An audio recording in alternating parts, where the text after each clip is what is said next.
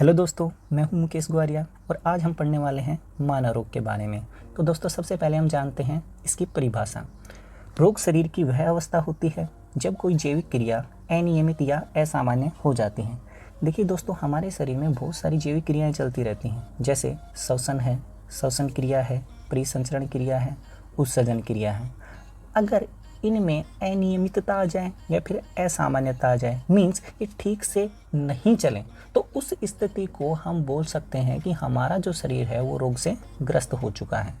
शरीर की जैविक क्रियाओं में जो असामान्यता आती है वो किन किन कारणों से आ सकती है? वो किसी रोग कारक जैसे बैक्टीरिया की वजह से आ सकती है, वायरस से आ सकती है या फिर प्रोटोजोआ से आ सकती है।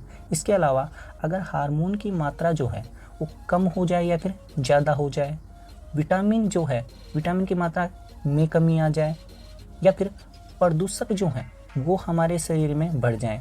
प्रदूषक जैसे कैडमियम है, मरकरी है, ये हमारे शरीर में बढ़ जाएं, या फिर पोषक तत्व जो हैं जैसे प्रोटीन है, प्रोटीन की हमारे शरीर में कमी आ जाए, तो इन सब से होगा क्या? हमारी जो जैविक क्रियाएं हैं वो असामान्य हो जाएंगी और हमारा जो शरीर है वो रोग से ग्रस्त हो जाएगा। हमारा शरीर का कोई भाग या अंग या फिर संपूर्ण शरीर रोगग्रस्त हो सकता है। मीन्स हमारे शरीर का कोई एक भाग भी रोगग्रस्त हो सकता है और हमारा जो पूरा शरीर है वो भी रोगग्रस्त हो सकता है। आगे देखते हैं। रोग जो होते हैं दोस्तों वो दो प्रकार के होते हैं। अगर मुख्य रूप से बात की जाए तो रोग जो होंगे वो दो प्रकार के होंगे। एक होगा जन्मजात रोग और दूसरा है उपार्जित या अर्जित रोग। सबसे पहले हम बात करते हैं जन्मजात रोग की। वे रोग जो जन्म के साथ ही आते हों उन रोगों को हम कहेंगे जन्मजात रोग। इन जन्मजात रोगों को आनुवांशिक रोग भी बोल सकते हैं और वंशानुगत रोग भी बोल सकते हैं, जैसे हीमोफीलिया है, वर्णांधता है। उपार्जित या फिर अर्जित रोग, जो रोग जन्म के पश्चात उत्पन्न होते हों उन रोगों को हम कहेंगे उपार्जित या फिर अर्जित रोग। ये संक्रामक और असंक्रामक रोग होते हैं। सबसे पहले हम बात करते हैं संक्रामक रोग की। वे अर्जित रोग जो संक्रमित व्यक्ति या रोगी से स्वस्थ व्यक्ति तक स्थानांतरित होते हैं उनको हम कहेंगे संक्रामक रोग। देखिए दोस्तों, संक्रामक रोग हम किसे कहेंगे? कोई व्यक्ति है जो रोग से ग्रस्त हो चुका है, उसको हम संक्रमित व्यक्ति भी कह सकते हैं और उसे हम रोगी भी कह सकते हैं। और अब वो जो संक्रमित व्यक्ति है या फिर जो रोगी है उससे वो रोग एक स्वस्थ व्यक्ति तक पहुंचेगा, तो उस रोग को हम कहेंगे संक्रामक रोग। जैसे एड्स है, दाद है, डेंगू है, ये संक्रामक रोग है। दूसरा असंक्रामक रोग, ग्रसित व्यक्ति तक ही सीमित रहने वाले रोग को कहा जाएगा असंक्रामक रोग। मीन्स जो संक्रमित व्यक्ति या फिर रोग से ग्रस्त व्यक्ति तक ही रहे, मीन्स उससे स्वस्थ व्यक्ति तक ना पहुँचे, तो उन रोगों को हम कहेंगे असंक्रामक रोग। जैसे क्वाशियोरकर है, ये प्रोटीन की कमी से होता है।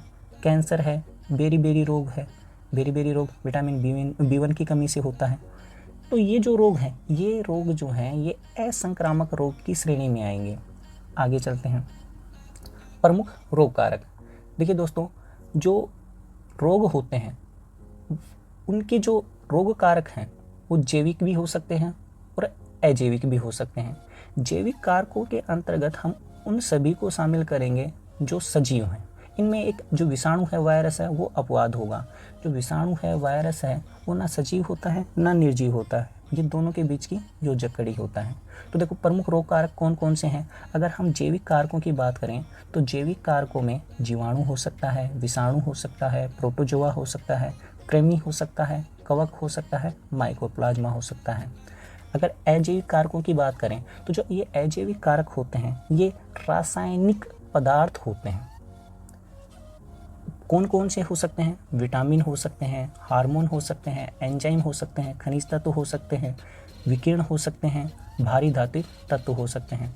अगर हम विकिरणों को छोड़ दें तो और जितने भी अजैविक कारक हैं वो सभी क्या होते हैं? रासायनिक कारक होते हैं और इनकी कमी या फिर अधिकता से रोग उत्पन्न होते हैं। रोग होने के कारण। देखिए दोस्तों, रोग किन किन कारणों से हो सकते हैं उसके बारे में हम बात कर रहे हैं। सबसे पहले है संक्रमण। देखिए दोस्तों, संक्रमण कहेंगे किसे? सूक्ष्म जीवों का शरीर में प्रवेश करना, इसी को ही हम कहेंगे संक्रमण। ये जो संक्रमण है वो किस किस की वजह से हो सकता है? वायरस की वजह से हो सकता है, जीवाणु की वजह से हो सकता है, प्रोटोजोआ की वजह से हो सकता है, और ये सारे क्या हैं? सूक्ष्म जीव। इनकी वजह से पोलियो है, तपेदिक, टीबी, मलेरिया, ये सारे रोग होते हैं। दूसरा है पोषण विकार। अगर किसी व्यक्ति को उचित पोषण ना मिले और उससे जो उत्पन्न विकार होगा उसको हम पोषण विकार के अंतर्गत रखेंगे। जैसे क्वाशियोरकर है, अगर किसी व्यक्ति को प्रोटीन की मात्रा ठीक से ना मिले तो उसका जो शरीर है वो क्वाशियोरकर रोग से ग्रस्त हो जाएगा। बेरी रोग, बेरी रोग जो है वो विटामिन B1 की कमी से होता है। आगे चलते हैं। तीसरा है अंगों की अतिसक्रियता अथवा न्यून सक्रियता। देखिए दोस्तों, अगर पीयूष ग्रंथि जो है वो अति सक्रिय हो जाए तो व्यक्ति जो है उसकी हाइट बहुत ज़्यादा बढ़ जाती है, जिससे हम उसको दानवाकार बोल सकते हैं।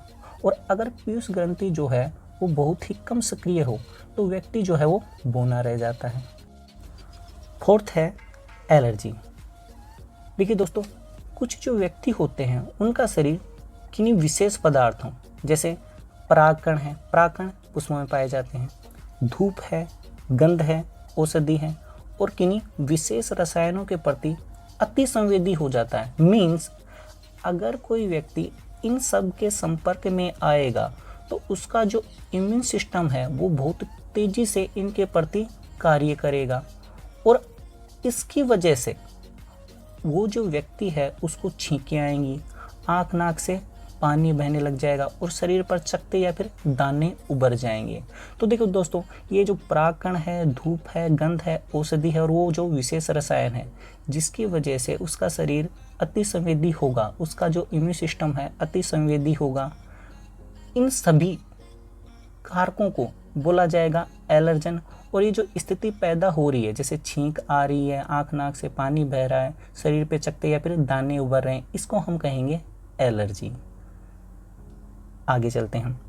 कोशिकाओं की अनियंत्रित वृद्धि। कोशिकाओं की असामान्य, अनियंत्रित तथा अवांछित वृद्धि से शरीर के किसी भाग में ऊतकों के बने अनियमित पिंड को ट्यूमर कहते हैं, और इसे हम कैंसर कह सकते हैं। कैंसर उत्परिवर्तन जनित रोग कहलाता है। देखिए दोस्तों, हमारे शरीर में कोशिकाएं पाई जाती हैं, या फिर मैं ऐसे कहूँ हमारा जो शरीर है वो कोशिकाओं से मिलकर बना होता है, और हमारी जो कोशिकाएं होती हैं उनमें ओन्कोजीन पाए जाते हैं। नॉर्मली ये निष्क्रिय अवस्था में रहते हैं, लेकिन धूप है या फिर जो लोग स्मोकिंग करते हैं उस वजह से, या फिर किन्हीं विशेष रसायनों की वजह से, या फिर एक्स रेज है, गामा रेज है, इनकी वजह से वो जो ओन्कोजीन होते हैं वो एक्टिव हो जाते हैं, और उससे होता क्या है, जो हमारी कोशिका होती है वो बार बार विभाजित होती रहती है, मीन्स अनियंत्रित तरीके से विभाजित होती रहती है, और उससे एक पिंड का निर्माण हो जाता है, और उस पिंड को हम ट्यूमर बोलने लगते हैं, और फिर उसे ही हम क्या कह सकते हैं कि भाई उस व्यक्ति को क्या हो गया है, कैंसर हो गया है। देखिए दोस्तों, जो ट्यूमर है, जरूरी नहीं कि हर एक ट्यूमर कैंसर हो, लेकिन वो कैंसर हो भी सकती है। कैंसर को उत्परिवर्तन जनित रोग कहा जाता है। क्यों कहा जाता है?